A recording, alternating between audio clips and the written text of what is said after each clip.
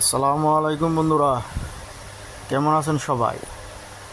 আজকে আপনাদেরকে নিয়ে আসছি নরসিংদী জেলা ভেলাবর থানায় বিন্নাবাদ গ্রামের পরিত্যক্ত একটা কলেজ। দেখুন, এই কলেজে কত শত ছাত্রছাত্রী পড়াশোনা করছে। হই হুল্লাট, আড্ডা, কত মানুষের আনাগোনা, কত কিছুই না ছিল। আজকে একেবারে নিঃস্ব ভূতের অবস্থা, মনে হচ্ছে যেন কলেজটা কিছু বলছে। দেখুন, কত দিন না জানি হয়েছে, কত দিন যাবৎ এই কলেজটা একেবারে এই অবস্থা পড়ে রয়েছে। কেউ নাই, একেবারে শুনশান এলাকা, ভূতুরে অবস্থা।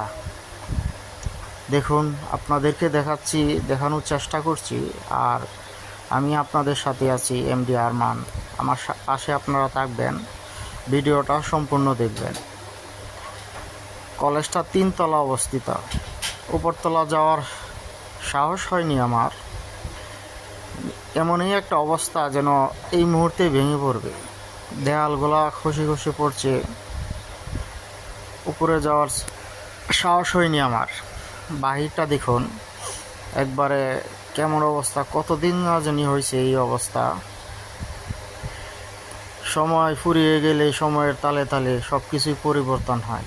আর সবচাইতে বড় কথা, মানুষের প্রত্যেকটা জিনিসের চাহিদা শেষ হয়ে গেলে, পুড়িয়ে গেলে এটার আর কোনো মূল্য থাকে না।